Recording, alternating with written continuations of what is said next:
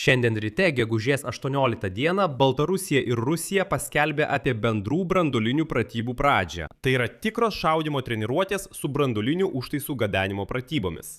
Būtent šiandien, kai Vladimiras Putinas skrenda į Pekiną, kai Donaldas Trumpas ruošiasi aptarti smūgius Iranui Baltųjų rūmų situacijų kabinete ir po to, kai Ukraina atakavo Maskvą rekordiškai daug dronų, taip pat tapo žinoma, kad Baltarusija tyliai paskelbė uždaranti visą sieną su Ukraina, Lenkija ir Lietuva. Ir taip pat uždraudė baltarusiams net bandyti eiti į miškus šiame pasienio ruože. Ir visa tai po to, kai Lukašenka klėdėjo apie pasiruošimą dideliam karui. Mano vardas Aleksejus Pičis, pakalbėkime apie tai kartu. Tačiau iš pradžių paprašysiu jūsų užsiprenumeruoti šį YouTube kanalą, paspausti patinka ir parašyti bet kokį savo klausimą. Ir prieš pradėdami sekundėlę jūsų dėmesio, nes šį epizodą remia platforma Preply. Tai yra ukrainietiška užsienio kalbų korepetitorių platforma internete. Ten yra apie 100 000 mokytojų ir 90 kalbų. Tai idealiai tinka tiems iš jūsų, kurie pavyzdžiui emigracijoje mokotės vokiečių, anglų, lenkų ar bet kokią kitą kalbą. Ir kas labai svarbu jums, šiuo metu jie taiko 50% nuolaidą. Tai nuolaida pirmai pamokai. Todėl šio vaizdo įrašo aprašyme yra nuoroda, paspaudę ją iš karto gausite 50% nuolaidą per Aleksejaus Pičio YouTube kanalą. O mes pereiname prie laidos. Taigi, Baltarusijos gynybos ministerija paskelbė, cituoju, Baltarusijoje prasidėjo karinių dalinių pratybos dėl branduolinio ginklo panaudojimo ir branduolinio aprūpinimo. Jos vykdomos dalyvaujant Rusijos pusiai. Manevrai vyksta vadovaujant Baltarusijos ginkluotųjų pajėgų generalinio štabo viršininkui. Pratybose dalyvauja raketinės pajėgos ir aviacija. Pagrindinis tikslas – padidinti pasirengimą naudoti specialiąją amuniciją, tai yra branduolinį ginklą. Ir štai detalė, kurią svarbu vis dėlto atskirai aptarti šioje istorijoje.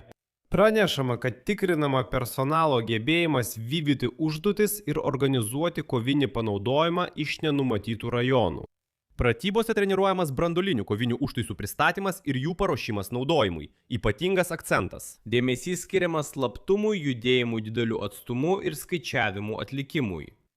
Tai yra, kaip suprantate, neparodomoji demonstracija ir nepasipuikavimas. Tai yra slaptas branduolinio ginklo panaudojimo nestandartinėse pozicijose treniruotė ir paleidimas iš ten. Tai tiesioginė karinė treniruotė būtent branduoliniam smūgiui iš vietų, kur jo nesitikė. Na, arba Kremlius nori, kad visi taip manytume. Nenurodoma, ar šios pratybos apims tikras branduolinės kovinės galvutes, ar tik jų imitacijas. Tai taip pat esminė detalė, nes jei kalbama apie tikrus užtaisus, tai jau nebe pratybos įprasta prasme, tai kovinis dislokavimas. Bet kodėl būtent dabar? Praėjusių metų pabaigoje Baltarusijoje dislokuota branduoliniams smūgiams pajėgi Orešnik sistema sekė po Lukašenkos pareiškimus, kad jo šalis susiduria su grėsmėmis iš kaimyninių NATO narių. Įtampa dar labiau paaštrėjo. Lukašenka praėjusią savaitę paskelbė apie vidaus pajėgų tikslinę mobilizaciją ir pareiškė, kad šalis ruošiasi galimam konfliktui.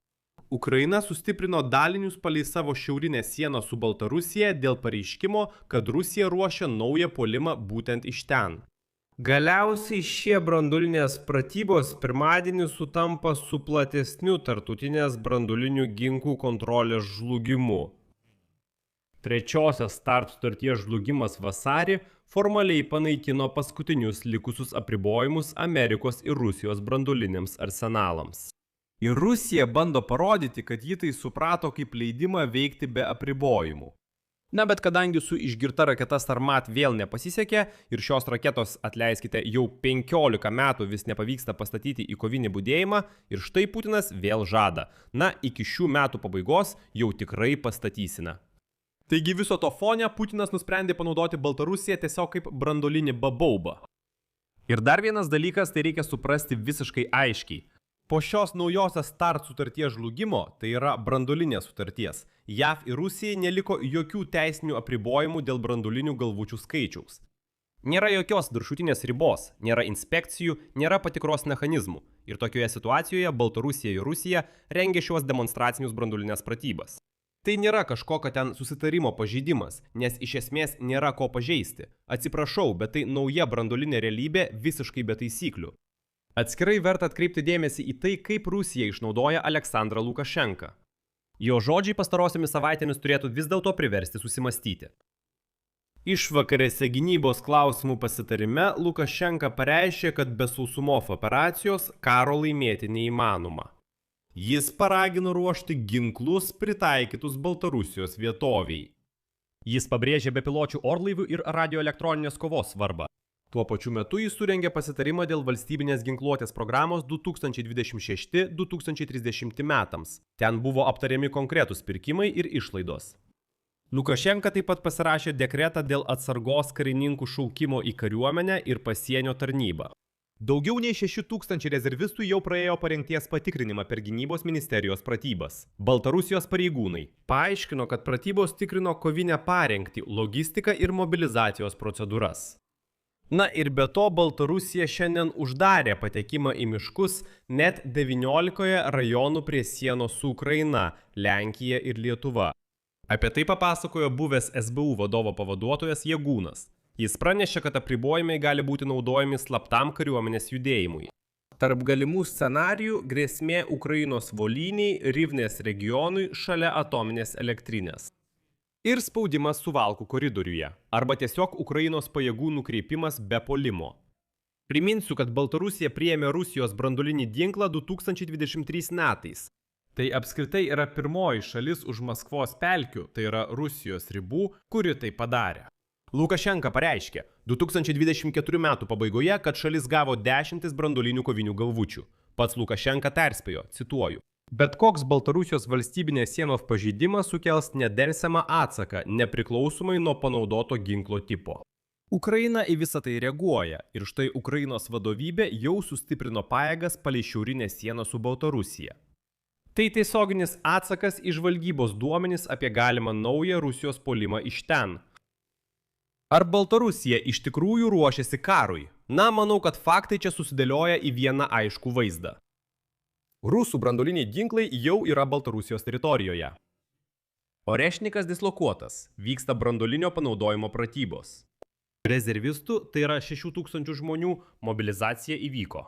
Ginkluotės programa iki 2030 metų paruošta. Lukašenka kalba apie kažkokias sausumos operacijas ir apie tai, kad be jų neįmanoma laimėti. Ukraina stiprina šiaurinę sieną. Taigi akivaizdu, kad bent jau situacijos aštrinimui Baltarusija tikrai pasiruošė. Nors oficiali Baltarusijos gynybos ministerijos formuluotė skamba taip. Pratybos nėra nukreiptos prieš trečiasias šalis ir nekelia grėsmės saugumui regione. Bet pabrėšiu, būtent tai buvo kalbama prieš kiekvieną Rusijos eskalaciją. Žodis į žodį. Todėl reikia įsiklausyti. Ir paskutinis dalykas, kurį svarbu suprasti apie Baltarusiją. Kodėl tai dabar reikalinga Putinui? Strateginių ir tarptautinių studijų centras savo analizėje apie Irano karo pasekmes pasauliniam saugumui rašo, cituoju: JAV konflikte su Iranu suteikia Maskvai trumpalaikių strateginių pranašumų, kurie apsunkina Amerikos saugumo skaičiavimus iš karto keliose frontuose. Visų pirma, tai sukuria strateginę erdvę Rusijai atgauti iniciatyvą Ukrainoje. Kadangi dalis JAV karinio dėmesio, žvalgybos išteklių ir amunicijos buvo perkelta į artimuosius rytus, vakarų dėmesys ir politinis skubumas dėl Ukrainos susilpnėjo, o tai leidžia Rusijai stiprinti savo operacijas. Kitaip tariant, kol Trumpas žiūri į Iraną, Putinas bando didinti spaudimą Ukrainai ir per Baltarusiją, taip pat NATO šalims. Ir šios branduolinės pratybos yra šio spaudimo dalis. Čia padėsiu daugtaškį. Savo nuomonę ir išvadas rašykite komentaruose po šiuo įrašu. Prenumeruokite kanalą, paspauskite varpelį ir nepamirškite paspausti patinka. Jei norite paremti šio YouTube kanalo veiklą, tai galite padaryti paaukoję pagal nuorodas ir rekvizitus pateiktus šio vaizdo įrašo aprašyme. Tai viskas. Saugokite save. Iki pasimatymo.